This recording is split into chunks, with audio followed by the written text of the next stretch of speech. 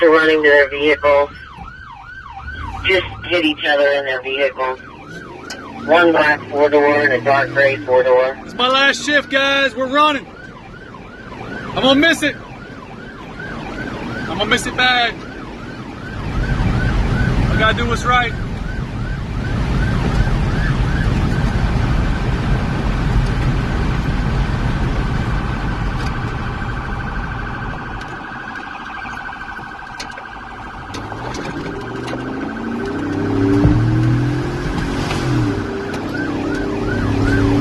Might be my last code run, that's why I'm recording it.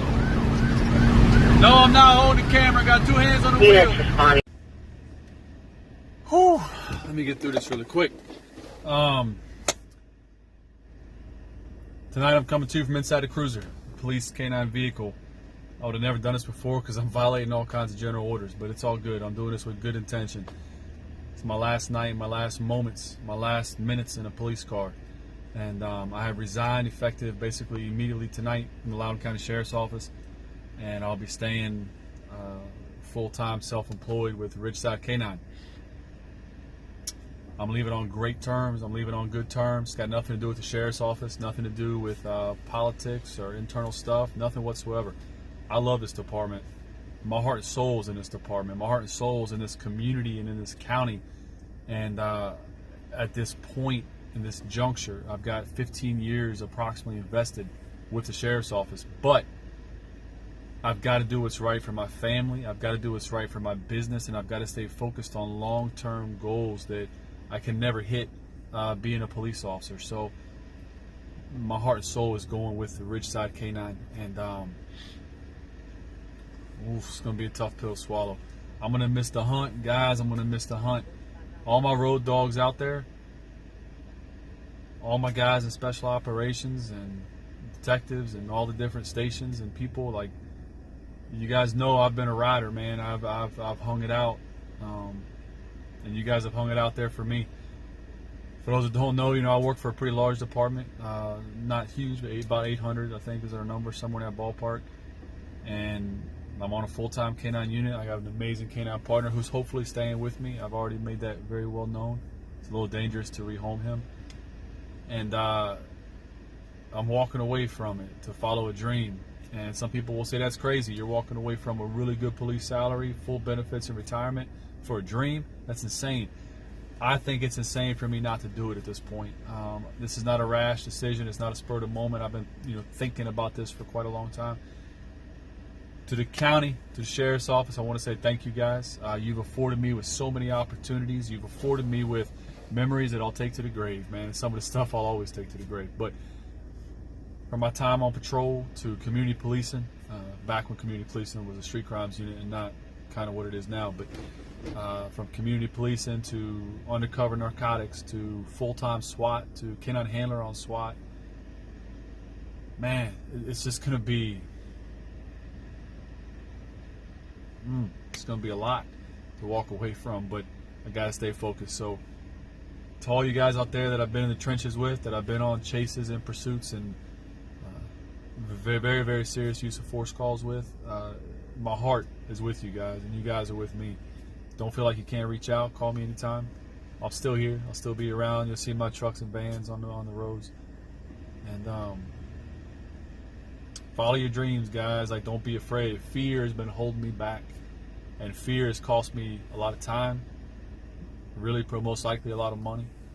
And fear has been crippling me to make this move. But my love for the job has been keeping me here, and I truly love this job. I truly believe in the noble cause of policing, serving those and fighting for those that can't fight for themselves. It's in my blood. I believe it to the core. 6 years in the Marine Corps and 14 and a half years in law enforcement. I've sacrificed a lot. I've been through a lot. I've seen a lot. That's okay. It's the job I chose. I chose to be poor and serve versus being wealthy and running a business. But it's crazy. I can remember my very first domestic call I ever went on an FTO was on Graves Lane in the middle of the county. And we jumped the call while I was on FTO so I could learn how to take a domestic. And 20 minutes into the call, it was officer involved shooting. Suspect came out with a shotgun. Officer returned fire with M4, dropped him. Awesome shot, sent a mass, tore everything up. And my first domestic. My first SWAT call out I ever had, I wasn't even really on the team. I got a pager. I was on like an auxiliary status kind of pin. It was a weird thing we did back in the day. Pager went off, hostage situation. My really close friend, who doesn't work here anymore. So my first SWAT pager, a little bit into it, officer involved shooting. Phenomenal shot. My buddy saved a life that night. He's a damn hero. And those is just, I don't know why I'm saying with that. Anyway, but for all you guys out there that I've rolled with, my heart, man, I'll never forget the good times.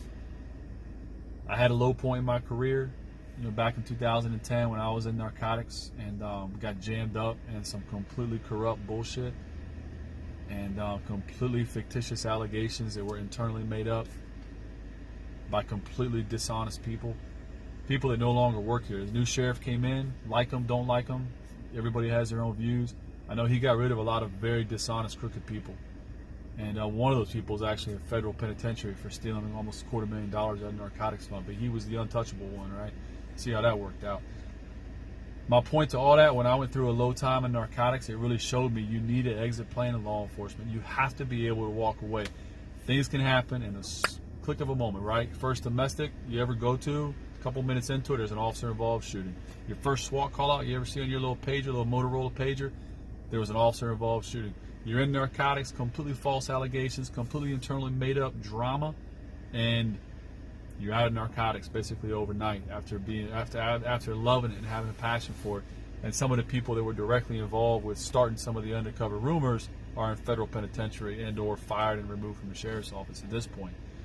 That's okay. Everything comes full circle, man. I'm glad that stuff happened, and it happened for a reason, because it showed me you need an exit plan. You need a plan B. Be your own boss. Don't let anybody control your future. Don't let anybody control how you can make money. It's a very scary thing when you don't have control of it, and you see it all starting to flash in front of you very quickly. All that to the side, I have loved a love that nobody can understand when it comes to working a police canine. Watching a dog go forth, watching a dog make apprehensions, watching a dog do real work, take down real criminals. It's an emotional thing when you talk about it. It's hard to even describe. And I love the fact that I've been able to experience that in my career. And I'll never take that lightly. But that's it, guys. I'm signing off. It's the last time I'll be in this Tahoe in this capacity. And, hey, Europa. Might be the last time you're in here too, buddy. Because you're staying with me. Come here. Hey, wait, get up. He's back here sleeping. Aggressive police dog. Can I? Hey. He's laying there sleeping. Aggressive dog. Anyway, guys, that's it.